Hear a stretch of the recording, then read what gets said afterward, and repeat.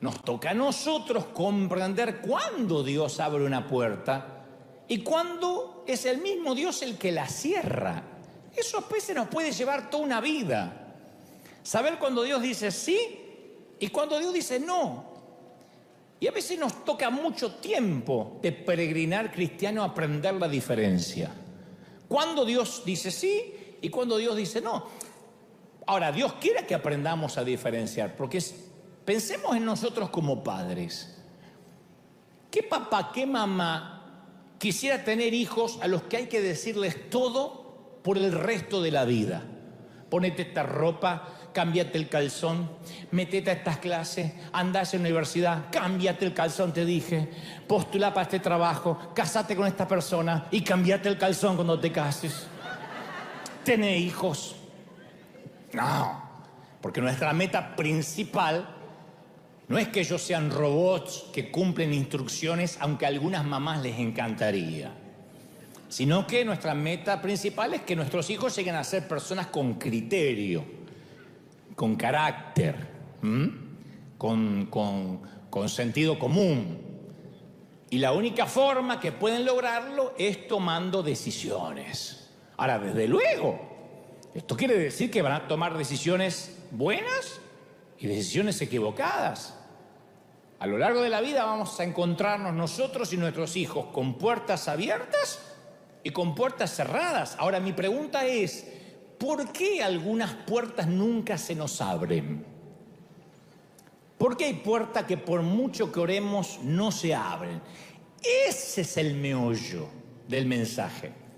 Esa es la cuestión que nos trae aquí. ¿Por qué a veces Dios dice sí y a veces dice no? ¿Qué parte no te entra? ¿Qué parte no entendés? Entonces quiero que hoy juntos tratemos de entender el no de Dios, porque nos va a sanar. Porque yo a veces te digo, ¿cómo te ama el Señor? Y hay gente que dice, sí, si me amara me estaría contestando lo que le estoy pidiendo. Entonces vamos a tratar de entender el no de Dios. ¿Y por qué nos dice no?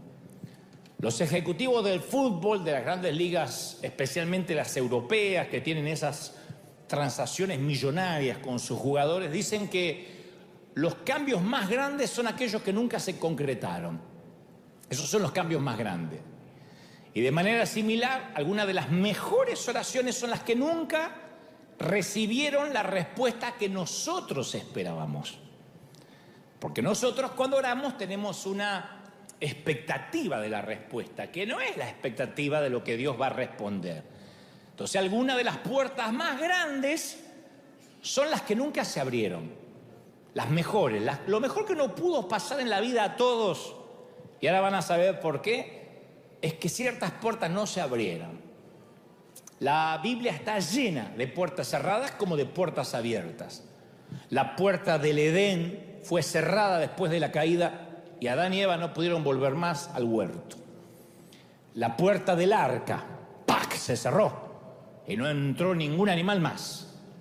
Y no entró nadie más de los contemporáneos de Noé. La puerta a la tierra prometida, ¡pac!, se le cerró a Moisés. La vas a ver, pero no la vas a pisar. La puerta de construir el templo, ¡puc!, se le cerró a David. Tus manos están manchadas con sangre, así que ese es un privilegio que va a tener tu hijo Salomón. La carta a la iglesia de Filadelfia dice que el santo no solo tiene el poder de abrir puertas, que nadie puede cerrar, y ahí todos decimos siempre amén, sino que también tiene el poder de cerrar y que nadie puede abrir. Pero por lo general, no sé ustedes, pero a mí no me gustan las puertas cerradas. Nos pone frustrados. Ni me gustan ni las entiendo. Si alguien me preguntara, ¿y cuál es la motivación más importante para orar que tenés, Dante? ¿Cuál es la motivación? ¿Qué es lo que te motiva a orar? Y la respuesta es, y la oración contestada. Yo nunca oro si creo que Dios no me va a contestar. Nadie ora pensando que Dios no lo va a contestar. Excepto como esa dama que noche tras noche en la campaña pasaba al frente y pedía oración, y finalmente cuando ya se estaba por morir y Dios no le contestó, dijo, yo sabía que era inútil. Por eso Dios no le contestó, porque no tenía fe. Pero cuando uno ora, por lo general cree que Dios lo va a hacer. Entonces, cuando Dios responde una pregunta, una oración que hicimos durante años y llega la sanidad, y llega el cambio, cuando un matrimonio se salva, se restaura, cuando alguien consigue un trabajo, un empleo, yo sé que algunos son muy honestos y cuando encuentran un trabajo lo devuelven, pero otros lo conservan. Claro, cuando ocurre el milagro, ya no queremos orar más porque decimos, ya está, lo hizo, voy a orar por otra cosa, ¿no? Pero siempre tenemos como la gimnasia de seguir orando porque decimos, cada vez que yo oro ocurre algo, es como hacer ejercicio. ¿Qué es lo que nos puede pasar que nos aliente y nos motive a seguir haciendo ejercicio? ¿Qué? Adelgazar. Si la báscula, la balanza no se mueve, si es inútil. Ya estuve como 15 minutos y no adelgazo.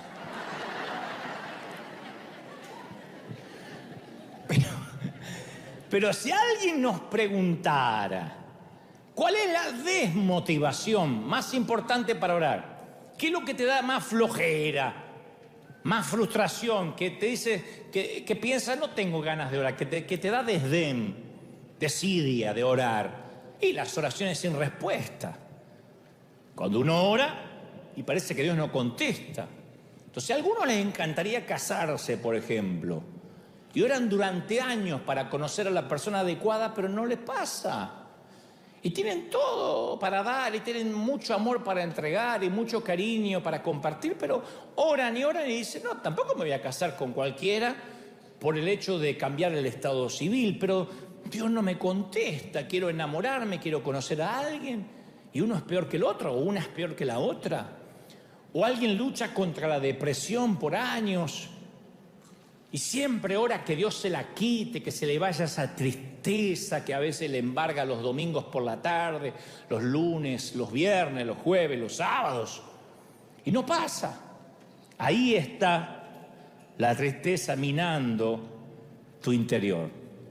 O a alguien lo engañan o lo perjudican gravemente de manera financiera, una sociedad, o lo despiden arbitrariamente y le pide a Dios que haga justicia.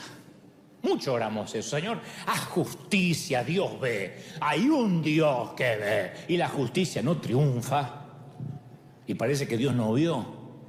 Entonces empezamos a frustrarnos, ni hablar cuando ninguna universidad te acepta, y mandaste aplicaciones a todas, cuando ningún médico da con la solución, ni siquiera con el diagnóstico, no te saben decir, te llenan de remedio y cada médico te da un medicamento diferente.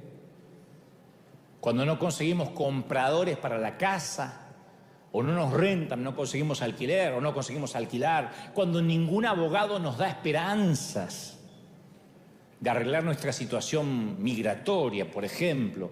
Entonces vemos que los caminos están cercados con barricadas. Sabemos lo que es estar frustrado por una puerta cerrada, una puerta que parece que no se va a abrir nunca, bloqueada. Yo creo que ninguna criatura del mundo quiere sentir que la dejan afuera, del lado opuesto de la puerta, obviamente. Entonces las puertas cerradas desaniman. ¿Cómo no? Las puertas que se cierran te frustran y aparecen en un trabajo, en una relación, en nuestras finanzas, en nuestra educación, incluso en nuestro ministerio. Cuando Dios cierra las puertas dice no, y uno dice, pero si yo le quiero servir, si yo lo único que quiero es hacer algo para Él y me cierra la puerta, uno como que no lo entiende porque, uno tiene la intención noble de hacer algo, ¿no? Una oportunidad que queríamos queda inaccesible y sentimos como que la vida se nos va apagando. Sentimos como que la esperanza se nos va derritiendo, herrumbrando, y como que a Dios no le importamos. Debe ser algo bueno, pienso yo, que solo Dios tenga el poder de cerrar de tal manera que no pueda ser abierto. Debe haber alguna razón por la cual un padre puede cerrar una puerta y no lo deja al nene salir. Tiene que haber una razón. Tiene que haber una razón por la cual una madre cierra o pone alto ciertos elementos que los niños no deben ni pueden tocar. Debe haber una razón por la cual el cajón de los cuchillos tiene un precinto mientras que haya niños curiosos en la casa. Entonces muchas veces la puerta cerrada, que hace que me sienta frustrado en su momento, más adelante entendemos que es un momento de gratitud. Decimos, claro, por algo Dios la cerró. Yo a veces me descubro diciendo, Señor, gracias por aquellas puertas cerradas. Fui tan ganso en estar orando y orando para que se abriera lo que no se tenía que abrir. Gracias por esa puerta del colegio secundario que se me cerró en la jeta, porque yo no estaría acá. Me dedicaría a ser técnico electrónico en cualquier parte del mundo. Gracias por un pastor que una vez me dijo, un pastor alemán. Lo quiero mucho, pero después nos reconciliamos antes que él partiera. Pero que me señaló con su dedo huesudo y me dijo, usted no tiene futuro en la iglesia. Usted no sirve. Porque yo nunca hubiese comenzado un ministerio con jóvenes. No le habría creído al Señor si me hubiese inclinado en el apoyo del pastor. Así que yo le agradezco a aquel hombre que me sentenció de alguna manera, porque al cerrarme una puerta no me quedó otra que orar. Agradezco que una vez en Argentina alguien me dijo, si algún día liderás una iglesia en Argentina, lo voy a tomar como una traición. Ni se te ocurra algún día liderar una iglesia en Argentina. Gracias a Dios, porque no estaríamos acá, no seríamos ricos. Gracias que las puertas se cierran, porque Dios siempre tiene algo mejor, algo más grande, algo maravilloso. Digo, ayer pensaba, y te hago el mismo desafío, no ahora, regresen acá, traigan la mente de vuelta. Pero en casa, piensen en una lista, pongan las puertas abiertas y las cerradas. Van a ver que hay un montón de cerradas que te salvaron la vida. Sí, mira, dice amén, amén, amén. Una que pateó 3 novios. Dios le salvó la vida. ¿O no? Por las veces que presenté un proyecto de televisión a un canal cristiano y me dijeron, no, esto es muy mundano. Acá no vemos Biblia, acá no vemos palabra de Dios. Menos mal, no se me hubiesen abierto las puertas en canales seculares. Estaría allá dentro de la pecera, en un canal cristiano. Digo, si no me hubiesen cerrado la puerta, no me hubiese atrevido a más. Por esa oración que estuvo sin respuesta por años. Y después vino, pero yo aprendí en ese desierto, en ese sequedal, en esa travesía, yo aprendí lo que no hubiese aprendido si hubiese tenido una recompensa inmediata. Aprendí mucho. Por lo que parecía una gran oportunidad financiera, por esa oportunidad financiera que nos perdimos y después nos enteramos que terminaron estafados, involucrados en una organización que terminó siendo dañina, tóxica. Entonces Dios cierra ciertas puertas.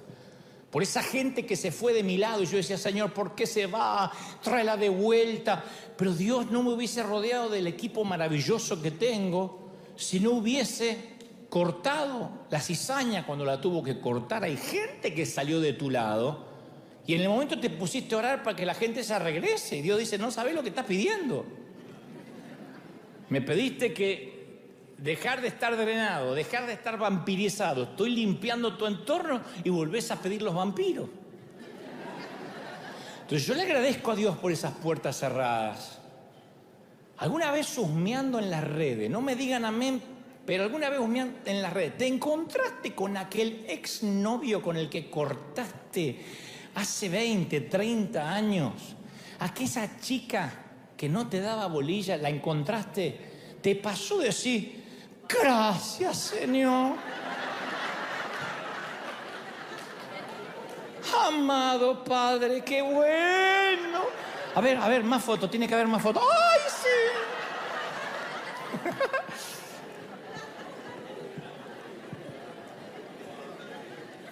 Pero te voy a dejar una reflexión muy profunda, ¿eh? A todo lo que hacen. Ja, ja, ja, ja, ja. Tú podrías ser la oración no respondida de alguien.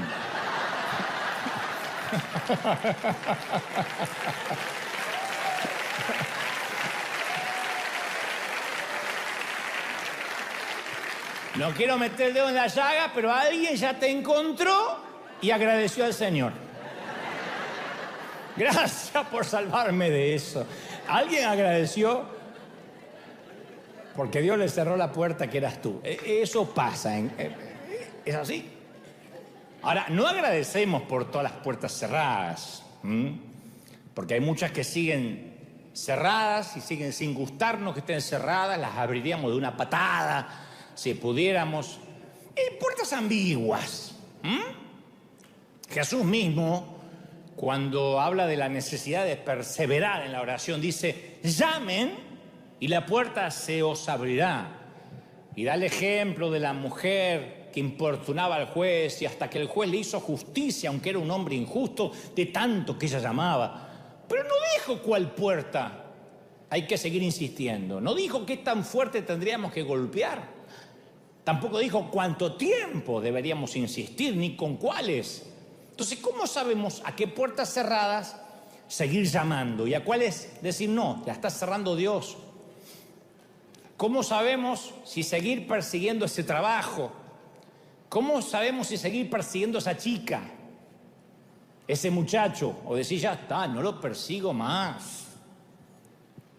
¿Cómo sabemos si perseguimos esa universidad? O decir, ya está, no persigo más, no aplico más, ya está, me dijeron que no. O ese sueño. ¿Cómo sabemos si deberíamos olvidar algo, olvidar esa puerta o seguir adelante insistiendo? Ese es el gran juego de la vida. Si fuera fácil, yo no estaría predicando de esto. No es fácil. La buena noticia es que hay una respuesta simple de 2 palabras para todas esas preguntas. La mala noticia, que esas 2 palabras es no sé. Quizá nunca lo vamos a saber con seguridad durante esta vida. ¿Qué puertas hay que insistir y qué puertas no hay que insistir? Pero Dios tiene en mente cosas más grandes que nosotros tengamos que saber algo con seguridad sí o sí. Dios tiene un plan más grande que darnos seguridad respecto a las puertas. Y uno va por la vida preguntándose, pero para entender por qué, esto es lo que a mí me gusta más. Algunas puertas no deberían abrirse y Dios no las quiere abrir. Para entender por qué hay puertas que se cierran, primero uno tiene que entender y desarrollar una gran habilidad para saber qué puerta Dios cierra y qué puerta hay que empujar, porque a lo mejor el enemigo está poniendo una traba, a lo mejor es una puerta humana que quiere encerrarnos. La habilidad para saber eso es lo que más cuesta. Y yo quiero que hoy, al menos en un torpe intento, acá y los que están en sus casas, veamos juntos qué puede estar tramando Dios con ciertas puertas cerradas que hay en nuestra vida. Y para esto necesito que hagamos un sincericidio, que seamos brutalmente honestos. No me digan amén, pero en su corazón. Todos los que estamos aquí presentes en River hoy, y donde nos estén mirando desde cualquier parte del mundo, todos los seres humanos poseemos un punto ciego. Algo que no vemos de nosotros, todos. Aunque digas, yo me conozco, hay un punto ciego. Yo quiero que pienses esto. En un grupo, por ejemplo, de gente, en un grupo humano, si todos están cantando y hay uno que canta desafinado,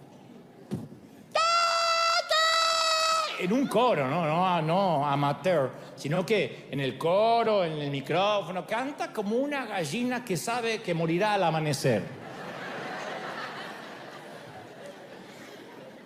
En un grupo humano, si alguien tiene un gesto irritante, un trastorno obsesivo compulsivo, un TOC, un ruido raro, si alguno en un grupo habla demasiado, habla y de todo opina, si alguien es fanfarrón en un grupo, o si alguien en el grupo es amarrete, no come banana porque le da pena tirar la cáscara, devoto de la Virgen del Codo en un grupo, o si alguno viola el espacio personal. Hay gente que cuando te habla se acerca demasiado y te pone acá el aliento. O si alguien está emocionalmente necesitado y a quien se le acerca lo drena a la hora que sea, te arruina una Navidad, un cumpleaños, te arruina lo que sea. O si alguien tiene un carácter putrefacto, para no decir podrido, que queda feo. ¿Quién es la última persona en enterarse? ¿Quién es el último que se entera? el que tiene el problema. Yo, mal carácter.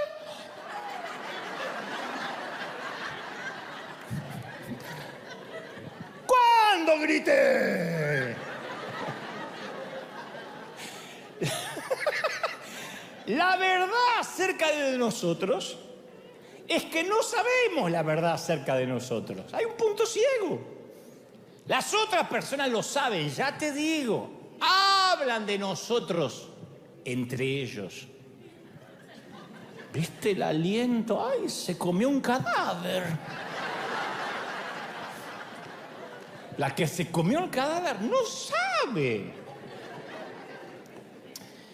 Y entre los recuerdos que todos conservamos de nosotros mismos, hay algunos que solo se lo contamos a nuestros amigos, a nuestros allegados. Otros ni siquiera los queremos confesar a nuestros amigos porque nos dan pena, los guardamos para nosotros bajo 7 llaves. Pero hay otras cosas, muchas, que no queremos ver de nosotros, que no nos confesamos ni siquiera nosotros mismos, no lo queremos ver. No queremos pensar que somos eso. Esta misma mañana podría decir, ¿cuántos aquí se consideran orgullosos? Inmediatamente te viene a la mente de un orgulloso que conoce, pero nadie dice yo. ¿Cuántos consideran que no comen huevo porque les da pena tirar la cáscara? Nadie. Oh, yo conozco uno que es peor. Nadie se piensa en uno mismo. Entonces la autoconciencia es esencial para distinguir por qué Dios no abre una puerta. Ahora te voy a explicar, el conocerte. Porque para saber por qué Dios a veces dice no, definitivamente, tenemos que estar muy conscientes de lo que nos está pasando a nosotros por dentro. ¿Por qué estamos orando lo que estamos orando? Pablo le escribe a la iglesia de Roma, en Romanos 12:3, y les dice, por la gracia que me ha sido dada, que nadie tenga más alto concepto de sí mismo del que deba tener. Más bien, que piense con sensatez, sentido común, conforme a la medida de fe que Dios repartió a cada uno. O sea, para saber qué puertas Dios abre y qué puertas Dios cierra, tenemos que convertirnos en expertos mundiales en conocernos a nosotros mismos. No en conocer al pastor, al otro, en conocernos a nosotros mismos. Si uno no es un experto mundial en uno, en conocerse bien las virtudes y las miserias, no vamos a entender por qué algunas puertas están cerradas, porque no tenemos sensatez. Entonces tenemos que tomar conciencia de cómo hizo Dios nuestra forma de ser, cómo estamos cableados. Uno tiene que mirarse al espejo alguna vez y decir, a ver, ¿cuáles son mis intereses? ¿Cuáles son mis convicciones? ¿Cuáles son mis capacidades? Y ahora, ¿cuáles son mis defectos? No hay nadie. ¿Cuáles son? Además de los que devuelve el espejo, los de adentro. Y ser consciente de qué parte de nosotros son las que deseamos evitar pensar. Porque hay muchas cosas que no queremos pensar que somos así. Generalmente juzgamos al otro por las acciones, pero a nosotros no juzgamos por las motivaciones. ¿Viste lo que el otro me hizo? Punto, lo sentenciamos. Pero cuando uno hace algo dice, es que no lo quise hacer, no fue mi intención. Nosotros no hablamos de nuestras acciones que lastiman, hablamos de nuestras motivaciones. Bueno, pero yo no lo quise lastimar. Aparte yo soy así, a mí me sale. Yo vomito todo lo que tengo para decir, porque si no me atraganto acá. Punto. Entonces a veces hay que verse al espejo y discernir las puertas que nos rodean, pero para eso necesitamos tener conocimiento del mundo interior que tenemos. ¿Por qué estamos orando lo que estamos orando? Porque la falta de autoconciencia es una incapacidad espiritual gravísima. El no conocerse es el gran síndrome que tenemos muchos creyentes. La falta de sentido común, la falta de conocimiento de sí mismo. Dice Pablo, que piense de sí mismo con sensatez. No hay mucha gente que piensa con sensatez de sí mismo. No hay.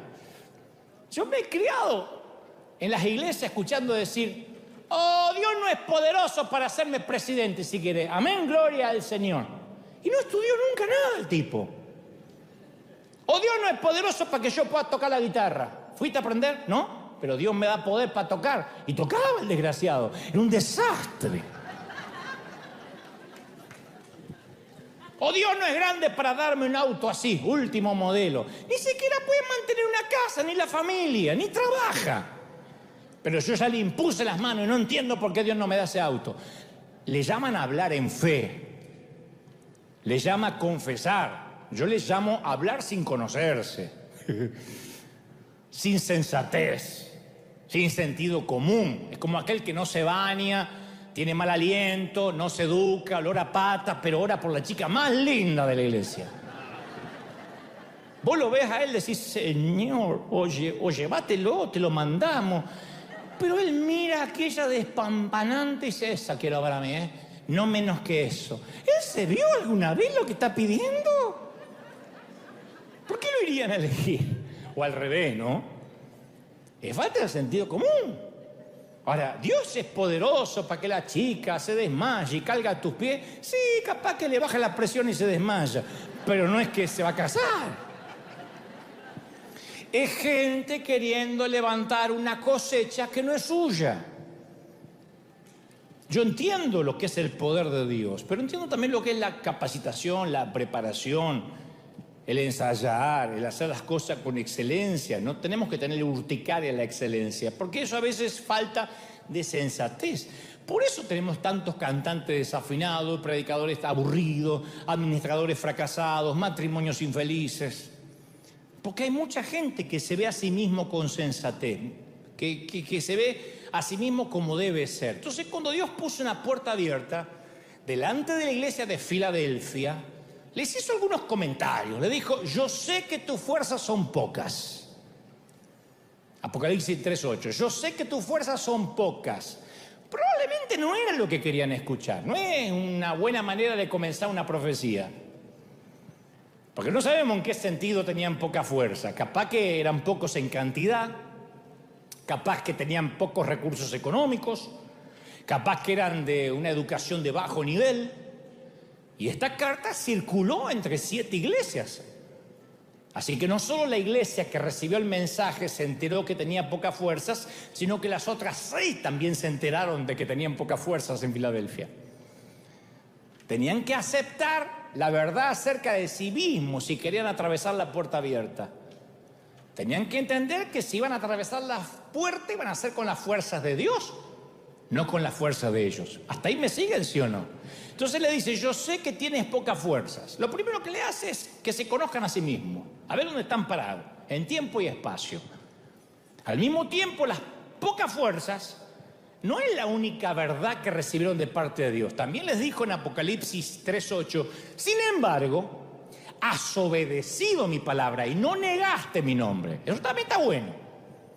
Además de ser de pocas fuerzas, eran obedecedores de la palabra y honradores de su nombre. Y la puerta abierta que Dios les ofreció llegó con toda la verdad de ellos, tanto lo negativo como lo positivo. Dios nos tiene que dar un shock y decirnos, este sos, ¿está? Cuando hay presión, estás colapsando siempre. Quiero que sepa que me estás pidiendo un ministerio, pero cuando alguien habla mal de vos, no lo aguantás. Cuando alguien te critica, querés ir a buscarlo a la casa y quemarle la casa con el Ku Klux Klan. Eso te pasa, ¿estamos? Hay que conocernos. Si vamos a entender qué puerta Dios pondrá delante nuestro, hay que tener conciencia de cuáles son nuestros dones, nuestras fortalezas y también nuestras debilidades y nuestras partes más erráticas. Yo me acuerdo que orábamos intensamente para que la Catedral de Cristal no se vendiera. ¿Sabe cuál era mi oración? Dios no va a permitir que los hijos de Dios sean avergonzados, Señor. Tú no vas a avergonzar a tu iglesia. Te decía, todas las mañanas abríamos el periódico y decía, la Catedral de Cristal, se abrió el escrow, ¿no? Que es ese momento de retención financiera, digo, para los que son de otras partes, donde se comienza todo el proceso de venta de un edificio. Cuando se cierra el escrow es porque ya se concreta la venta. Entonces cuando decía, fue a escrow la Catedral de Cristal, yo decía, no, Señor, Tú no vas a permitir que el escrow se cierre. Es una prueba. Es una prueba. No se va a cerrar porque tú vas a hacer el milagro, Padre. Tú vas a hacer el milagro, Padre. En el nombre del Señor. Yo lloraba. Mi motivación no era que Dios se avergonzara, porque yo no tengo por qué cuidar la reputación de Dios. Mi motivación era qué iba a pensar la gente si se vendía. Entonces yo estaba preocupado por mi reputación. De hecho, inmediato, apenas se vendió la catedral, aparecieron los que estaban esperando eso, ¿no? Y decía, ¿y ahora qué van a hacer? Ahora quiero verlo a Dante, ahora quiero ver a los hispanos eso. Recuerdo un pastor, ex amigo.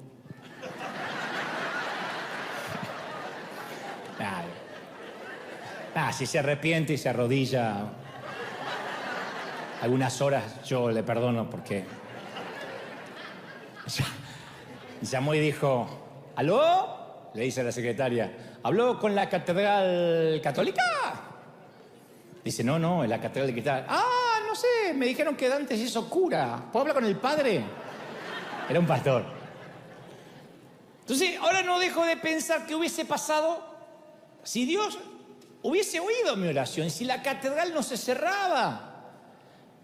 Número uno, nada de lo que pasó hubiese pasado y no estaríamos aquí y no seríamos River, un río que no se ha detenido y llegó a todas partes del mundo.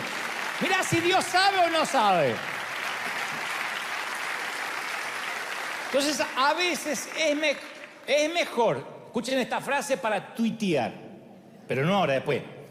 Es mejor reconocer que pasamos por una puerta equivocada a pasar el resto de nuestra vida viviendo en una casa equivocada. Hay gente que por no reconocer que se equivocó de puerta, que se equivocó al pedir eso, al forzarlo, prefiere vivir en la casa equivocada por el resto de la vida. Che, no era esta puerta. Pero ya entré. No voy a salir, ¿qué van a decir la gente? Y vive en una casa que no era la de él. Por eso cuando voy a orar por algo debo pensar, ¿qué me motiva a orar? ¿Qué hay en mi mundo interior? ¿Qué me está motivando a orar? ¿Por qué estoy orando en realidad? Porque después nos enojamos por las puertas cerradas, pero lo que nosotros queríamos era cuidar nuestro ego. A veces, como me pasó a mí. Entonces, ser honestos en cuanto a las puertas que queremos que Dios abra, nos permite saber la verdad acerca de nuestras motivaciones, de nuestras ambiciones. Ahora, si uno quiere que se hagan los planes de Dios, tendríamos que estar dispuestos a conocer verdades sobre nosotros que no nos van a gustar. No vas a encontrar lo que encuentres. No te va a gustar lo que encuentres. Cuando uno excava arqueológicamente en su interior, no le gusta lo que ve. Jesús dice que va a doler. Jesús dijo, conocerán la verdad y la verdad os hará libres. Pero primero te va a traer amargura.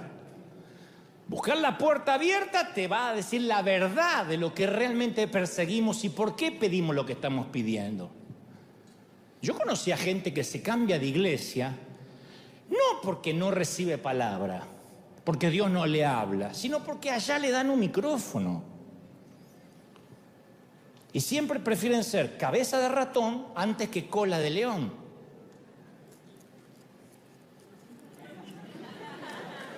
Eso para que lo piensen, ¿eh?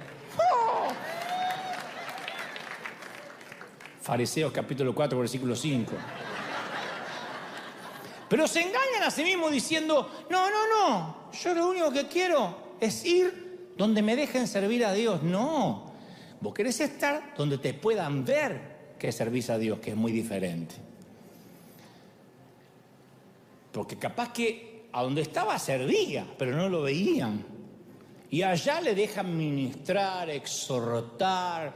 Entonces dice, me dan un micrófono y me gusta servir a Dios. No, te gusta que te vean. Está bien, yo no digo que esté mal, está bien, pero hay que hacerse cargo de lo que uno está buscando. Hay que ser brutalmente honesto y decir, a ver, a mí me gusta que me vean, me encanta que me vean. Bueno, sacate foto. Pero digan, ay, no, yo no me gusta, yo no, a mí no me gusta, no me gusta. O sea, cuando uno está impulsivo, quiere todas las puertas, pero hay que saber por qué las quiere. Yo creo que el santo patrono de los impulsivos, siempre digo, era Pedro. Él, cualquier puerta que había, él quería. recibe la invitación de seguir a Jesús, fue el primero que dice la Biblia que lo siguió inmediatamente, ni pensó, vamos, dijo. Ni a la mujer le avisó, vamos. Es el único discípulo que saltó fuera del bote para caminar sobre el agua, que reacciona para defender a Jesús cortándole la oreja a un servidor. No fue estratégico, pero lo hizo. Hablaba antes de pensar, le advierte a Jesús que no diga que va a ser crucificado. Propone construir santuario para Moisés, Elías y Jesús. Y dice la Biblia, Marcos 9:6, porque realmente no sabía qué otra cosa decir. A él nunca se le ocurrió que podía quedarse callado. No estaba en sus posibilidades de cerrar la boca, ¿no? Promete serle fiel a Jesús, pase lo que pase, y después lo traiciona, lo niega. Y en las antípodas de Pedro, ¿quién está? Yo encuentro rápido, por ejemplo, a Gedeón, en el Antiguo Pacto, que cuando Dios lo ve estaba trillando trigo en el fondo del lagar para esconderse de los madianitas. Está en el libro de Jueces 6:11. Trillar trigo en un lagar es como preparar una cucharadita de café, así, una cucharadita, ni siquiera una tacita. Habla de que era un tipo temeroso, con temor, y Dios lo llama, ¿no? Y le dice, tú vas a ser el libertador de mi pueblo. Y él dice, ¿cómo yo voy a rescatar a Israel? Dios le pone una puerta abierta y dice, no, mi clan es el más débil de toda la tribu de Manasés, soy el menor en importancia de toda la familia. Por eso digo que en el otro extremo de Pedro está Gedeón. Algunos son como Pedro y otros son como Gedeón. A veces no hay que orar por todo, a veces hay que obedecer. Pero Gedeón le pide reconfirmaciones. Los que no saben la historia, pide un vellón, o sea, un pedacito de piel de animal. Dice, Señor, yo la voy a poner acá, en el piso. Había mucho rocío por la mañana, ¿no? Entonces dice, si la tierra se regaba por rocío. Entonces dice, a la mañana yo quiero que caiga el rocío y que el vellón quede húmedo y toda la tierra esté seca. Y entonces voy a saber que vos me hablaste. Y Dios le moja el vellón al otro día. Se toma un día más el tipo y dice, no, vamos a hacer una cosa. Yo pongo el vellón, que se moje alrededor y que el vellón quede seco. Yo digo, está bien, es la última que te hago, ¿eh? Es una de las historias peor malentendidas de la Biblia. Porque el vellón no era una señal de fe de Gedeón. A veces algunos haciéndose lo espiritual dicen, ya le pedí un vellón, aleluya. Gedeón siempre supo lo que tenía que hacer. El vellón fue una expresión de su incredulidad. Estaba pidiendo reconfirmación porque no podía creer que el Dios que le estaba hablando era el Dios de él. Era una concesión que Dios le dio a sus dudas. Está bien, que era un vellón, te pongo un... Pero un vellón no es fe, es incredulidad. Entonces aquel que dice, yo para saber si una puerta de Dios pido 3 reconfirmaciones, porque sos 3 veces incrédulo. Pero volviendo al tema de las puertas, muchas veces pedimos algo inadecuado y Dios la tiene que cerrar. Cierta vez los discípulos entran en una aldea samaritana que no los recibe bien. Claro, si había una tensión entre Samaria e Israel. Y Santiago y Juan quieren orar. Justo Santi y Juanchi, justo los dos, todo. Lo que la señora Zebedeo quería poner a la derecha y a la izquierda. ¿Sabes lo que dice? ¿Querés que oremos, Padre, para que descienda fuego del cielo y mueran todos en Samaria? Jesús dice, te agradezco la gentileza, pero no hacemos eso nosotros. No, pero oramos para que se incendie. No, nosotros no andamos quemando gente. No estamos en eso, no es nuestra doctrina. Aunque hasta el día de hoy hay muchos así que le encanta mandar al infierno a los otros. Si vas a arder, aleluya, te voy a ver arder. Hay gente que son como los hijos de la doña Zebedeo, ¿no? Entonces toda la Biblia vemos puertas cerradas, respuestas a pedidos equivocados. En 4 ocasiones, 4 personas diferentes, Moisés, Jeremías, Elías y Jonás, pidieron la eutanasia, morirse. No voy a decir quién más aquí, pero más de uno dice, ¿cómo me gustaría? Mi mamá quiso morirse desde que nació. Te pusimos en la tumba, por fin.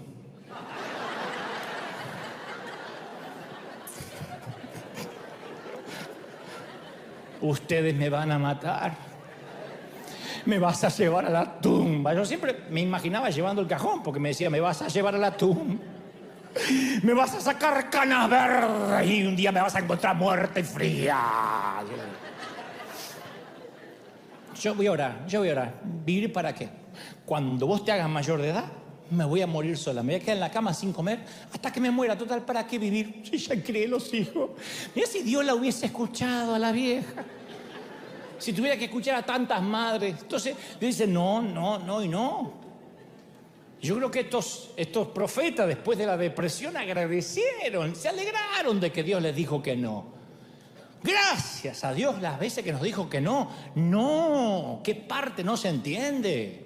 No. Algunos de los mayores regalos de Dios son las oraciones sin respuestas. Yo sé que nos cuesta entenderlo, pero lo mayor que Dios te pudo regalar es lo que no te respondió. Las puertas se cierran porque hay algo mejor. Y está bueno que Dios se reserve el derecho de admisión, de decir sí o no, porque Él sabe mejor que nosotros qué es lo mejor. Todo poder que tiene el ser humano lo corrompe. A nosotros nos dan poder y lo usamos para destruir. Esto aplica a la palabra, el poder de la palabra, el poder de la lengua, el poder político, el poder económico, el poder nuclear. Imagínate si al orar tuviéramos un poder sobrenatural que suceda todo lo que querramos. Como la película de Jim Carrey, traducida al español como Todopoderoso, que dijéramos, todo lo que yo quiera se va a hacer. Imagínate el desastre que haría. ¿Cuántos ya habrían cambiado de marido, de esposa, de suegra? Las suegras estarían todas desaparecidas, habría un déficit. Y cualquiera que piense que la oración no sirve, no sirve porque Dios no contesta, es una torpeza. La oración no es un conjuro. Lo voy a declarar 3 veces y lo voy a declarar y le voy a imponer las manos. ¿Sabe qué es orar? Es hablar con una persona muy sabia. Dios, que a veces te va a decir sí y a veces te va a decir que no. No es declarar, no es un conjuro, no es abracadabra, no son 3 deseos al genio de Aladín. Es hablar con alguien que es sabio y te va a decir cuándo conviene que la puerta se abra y cuándo te va a decir no te conviene. A veces te va a explicar por qué y a veces no te va a explicar por qué. Nosotros no le explicamos a nuestros hijos por qué no a veces. ¿Por qué no? Porque no hay punto. ¿Crees que te diga cuál es la oración que más se hace? La oración que más hacemos todos, acá y en cualquier parte del mundo, te va a decir, Señor, cámbiala, Padre. ¡Cámbiala! Transfórmalo.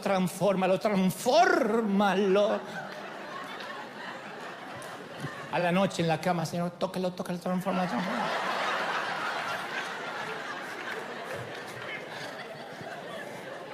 Transfórmalo. Haz que sea como yo quiero que sea. Como yo te lo pedí. Si Dios no te lo eligió, lo elegiste vos. Haz lo que haga, lo que yo quiero que hagan. Siente por esa cabeza que entre. Y estás orando. Y siempre queremos que Dios moldee a los demás que nos rodean, en lugar de orar por nuestra propia vida. Siempre estamos por el otro. Israel, casi termino. Israel, el pueblo de Dios, tenían un sueño, querían ser una gran nación. ¿Qué le dijo Dios? No. Derrotados, exiliados. Pidieron en oración no tener que pasar por ese padecimiento. ¿Qué habría sucedido si Dios le decía sí? Si Israel se hubiese convertido en una gran potencia mundial, con una gran cantidad de dinero, con petróleo, con grandes ejércitos, si nunca hubiese estado exiliado. Si se hubiese quedado con su fe para sí mismo, sin compartirla, nunca hubiese tenido profetas que soñaban con otro reino, un reino mayor, un reino espiritual para toda la humanidad. Cuando se le cerraron las puertas de la grandeza militar, la grandeza política a Israel y la grandeza geográfica, se abrió otra puerta pequeña para otro pueblo, con otro tipo de misión y que cambió al mundo entero hasta la fecha y nos convirtió en una superpotencia que traspasa la frontera. Alguien tiene que decir amén. Y Dios conoce en persona el sufrimiento de las puertas cerradas como jamás lo conocerá ningún ser humano. Dios le ha dado a cada ser humano la llave de la puerta de su propio corazón. Y Él no entra por la fuerza. Dice, mira que estoy a la puerta y llamo. Yo leí la carta de un papá cuya hija de 8 años le diagnosticaron una enfermedad que pone en riesgo su vida. Y él dice, todos los días oro por sanidad. Una carta que llegó a la oficina. Todos los días trato de entender. Le pido a Dios, ¿podrías hacer que me enferme yo? ¿Podría enfermarme yo en lugar de mi pequeñita? Estoy tan enojado con Dios. Me puso en la carta en imprenta, estoy tan enojado con Dios. Trato de aguantar, pero estoy enojado, Dante. ¿Por qué el cielo permanece callado ante la oración de que sane a mi nena? Y yo sé que tú también estuviste en ese lugar en la vida, o en alguno parecido, o algún día lo estarás. Y no te puedo dar una explicación, timarte y decirte que tengo las respuestas, porque nadie tiene todas las respuestas a esto. Solo puedo señalarte a una persona. Puedo decirte que en el corazón mismo del Evangelio, acá, hay una oración sin respuesta. Jesús, arrodillado en el huerto, dice, Padre, si es posible, quítame este sufrimiento. Luego agrega, no quiero que sea mi voluntad, sino la tuya, pero no quiero pasar por esta copa. Es la oración más desesperada jamás pronunciada por nadie que jamás haya vivido en este mundo, del corazón más puro que latió jamás, pudiendo ser liberado del sufrimiento más injusto que jamás se conoció. Lo único que consiguió fue silencio. La copa no fue apartada de él. El pedido fue rechazado. No. Y de ese dolor no deseado, de ese dolor inmerecido, vino la esperanza del mundo que rehizo la historia. Porque la respuesta definitiva a la angustia humana, incluida la angustia por esa oración sin respuesta, es la cruz empapada en sangre, donde el Hijo de Dios sufrió porque su Padre le dijo no. Entonces nadie tiene todas las respuestas. Pero esta semana pensaba, ¿qué pasaría si todas esas oraciones que hicimos recibieran un sí? ¿Qué hubiera pasado si Pablo hubiese recibido un sí? Se curó de la debilidad. Y en vez de, se hubiese transformado en un arrogante y hubiese transformado el movimiento de la iglesia primitiva en un monumento a su grandeza. Hoy hubiese sido el Papa Pablo, ¿no? Y si Israel se hubiese convertido en el pueblo de la grandeza militar, el pueblo de la opulencia en vez del pueblo del libro. Yo mismo he orado por ciertos temas privados y Dios me dijo, no, ¿qué parte no entendés? Porque de otro modo mi gracia no va a reposar en ti. Te volverías un petulante de otros tantos que condenan a todo el mundo, que se saben o se creen santos. Hasta a mí me ha dicho, sería bueno que digas de tanto en tanto que no sos pastor. El apóstol Pablo dijo, yo soy el más insignificante de los apóstoles. No me llamen apóstol, no soy digno de ser llamado apóstol, porque yo perseguía la iglesia de Dios. Así que yo adhiero a esas palabras y digo, yo tampoco soy digno de que me llamen pastor, aunque pueda fungir como tal. Porque de verdad, no es falsa modestia, debo ser el más insignificante, el que más cuenta sus problemas. Entonces, en un ámbito donde todo el mundo se pelea por un micrófono y por ser apóstol, Pablo se avergonzaba de ser apóstol. En mi caso no es que me avergüence. Como digo siempre, no quiero que la pastoral se avergüence de tenerme a mí entre sus filas, que diga, no me comparen con ese payaso. A mí sé cómo Dios me llama y me basta. Entonces no sé por qué algunas oraciones reciben un sí y por qué algunas reciben un no. Pero conozco la angustia del no, cuando uno quiere en sí, más que ninguna otra cosa en el mundo. Es espantoso cuando te dice no. Pues no sé por qué. Lo único que sé es que en la cruz el no de Dios a su Hijo se convirtió en el sí de Dios a todos nosotros. Y la noche antes de morir, estaba tratando de explicarle a sus discípulos las cosas terribles que iban a ocurrir, que ellos no tenían que darse por vencidos, que esto no era el fin. Y ahí Juan pinta la terquedad de los discípulos. Dice Juan 16:16.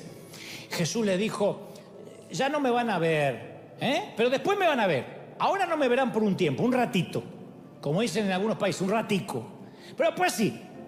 Dice que ellos decían: ¿qué quiere decir con que dentro de poco ya no le veremos? Y un poco después insistían: ¿qué quiere decir con eso de dentro de poco? No sabemos de qué habla. Y Jesús se dio cuenta. Y le dijo: ¿se están preguntando qué estoy queriendo decir? Los discípulos dicen: sí. Estamos preguntando qué quieres decir. Ellos querían que las puertas se abran ya, ni siquiera esperar un ratito. En su impaciencia quieren que las puertas se abran ya, como algunos de nosotros hoy. Y Dios dice: dentro de poco, en un ratito. Juan necesitaba decirnos esto y lo deja claro en la Biblia para que entendamos que Jesús le dice: ahora ustedes están tristes. Es un poquito, pero voy a volver y se van a poner tan felices que nada te va a quitar la alegría. Al final el gozo va a ganar en tu vida. Vas a estar feliz. Alguien tiene que decir amén. Y dice Jesús: oigan, y no tendréis más preguntas. Le dice a los discípulos: no habrá más preguntas. Porque los discípulos siempre, como nosotros, estaban preguntando. ¿Te diste cuenta de eso? Toda la Biblia es pregunta. ¡Hey, Jesús! ¿Puedo sentarme a tu diestra? ¡Hey, Jesús! ¿Cuántas veces tengo que perdonar a este tipo? ¡Hey, Jesús! ¿Por qué nació ciego este hombre? ¡Hey, Jesús! 70 veces 7 tengo que perdonar a Leiva, que hoy subió tarde a tocar el teclado. ¡Hey, Jesús! ¿Qué significa esta parábola? ¡Hey, Jesús! ¿Deberíamos ordenar que baje fuego del cielo para matar a los samaritanos? ¡Hey, Jesús! ¿Cuál de nosotros es el más grande? ¡Hey, Jesús! ¿Qué significa dentro de poco? ¡Hey, Jesús! ¡Hey, Jesús! ¿No somos así? Jesús dice: siempre estás preguntando por qué. Y todos hoy tenemos esa pregunta. ¿Por qué ese nene de 6 años tiene un tumor? ¡Hey, Jesús! ¿Por qué ocurrió ese terremoto en México? ¡Hey, Jesús! ¿Por qué mi padre murió de COVID? ¡Hey, Jesús! ¿Por qué mi matrimonio se vino abajo? ¡Hey, Jesús! ¿Por qué no me quito la depresión? ¡Hey, Jesús! ¿Por qué se cayó un edificio en Miami? Amigo mío, déjame decirte, dice el Señor, las cosas se van a poner feas. Vas a ver cosas terribles: cáncer, hambre, guerra, virus, cuerpos lisiados, traición, abuso, transgresión.